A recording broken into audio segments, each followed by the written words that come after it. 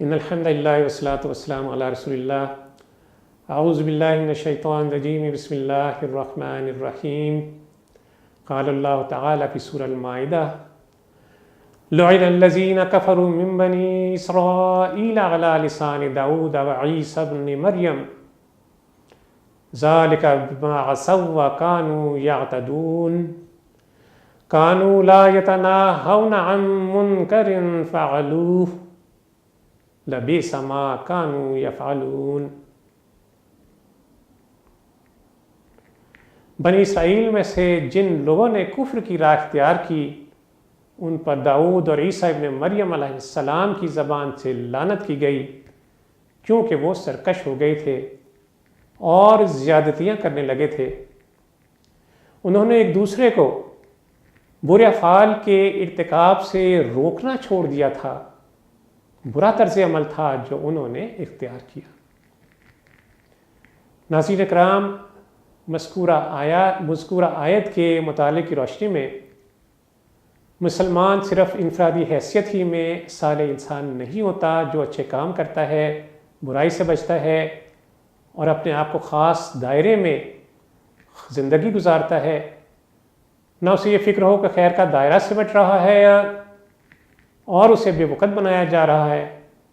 اور نہ ہی اس سے یہ پریشانی ہو کہ برائی اس کے ارد گرد پھیل رہی ہے اور پر پرزے نکال رہی ہے، بلکہ ہر مسلمان اپنی ذات میں ایسا صالح انسان ہوتا ہے جس کی یہ تمنا ہوتی ہے کہ وہ اوروں کی بھی اصلاح کرے۔ عبداللہ ابن مسعود رضی اللہ تعالیٰ عنہ سے سوال کیا گیا کہ زندوں میں مردہ کون ہے؟ آپ رضی اللہ تعالیٰ عنہ نے فرمایا کہ وہ جو نہ کسی معروف کو پہچانتا ہے نہ کسی برائی کو برا جانتا ہے۔ سورہ عصر میں اللہ عز و جل نے ارشاد فرمایا والعصر ان الانسان لفی خسر الا الذین آمنوا وعملوا الصالحات وتواصوا بالحق وتواصوا بالصبر، کہ زمانے کی قسم انسان در حقیقت خسارے میں ہے، سوائے ان لوگوں کے جو ایمان لائے اور نیک عمل کرتے رہے اور ایک دوسرے کو حق کی نصیحت اور صبر کی تلقین کرتے رہے۔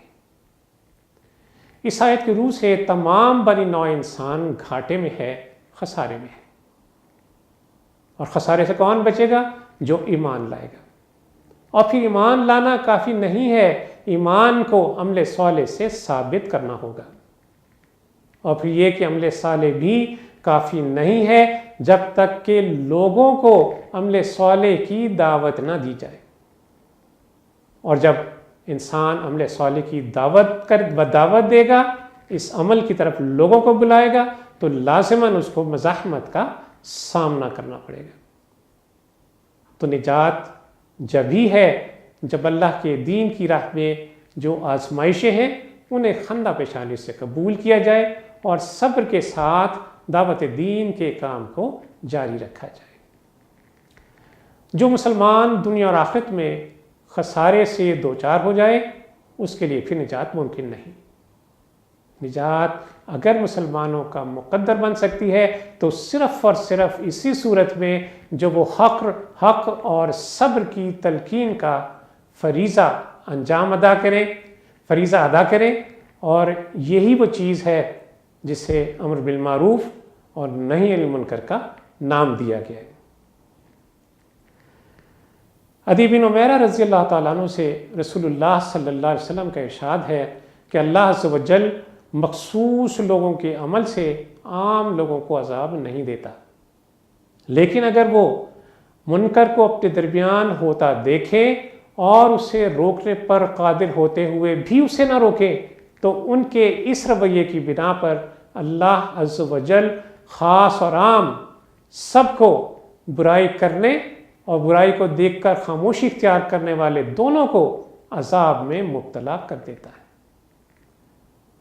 حذیفہ رضی اللہ تعالیٰ عنہ سے روایت ہے رسول اللہ صلی اللہ علیہ وسلم نے فرمایا کہ قسم ہے اس ذات کی جس کے ہاتھ میں میری جان ہے، تم اچھے کاموں کا حکم دیتے رہنا اور برے کاموں سے منع کرتے رہنا، ورنہ قریب ہے کہ اللہ عز و جل تم پر اپنا عذاب مسلط کرتے۔ پھر تم اس سے دعا کرو لیکن تمہاری دعا قبول نہ ہوگی۔ اللہ عز و جل سے دعا ہے کہ وہ ہمیں تواسی حق اور تواسی صبر کی توفیق عطا فرمائے، ہم سے اپنے دین کا کام لے لے اور ہماری بخشش فرما دے۔ وصلی اللہ تعالی علی خیر خلقہ محمد وعلی آلہ وصحبہ وسلم۔ اللہم صلی علی سیدنا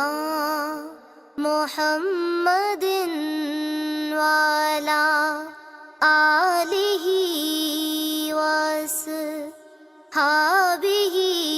وسلم۔ اللہم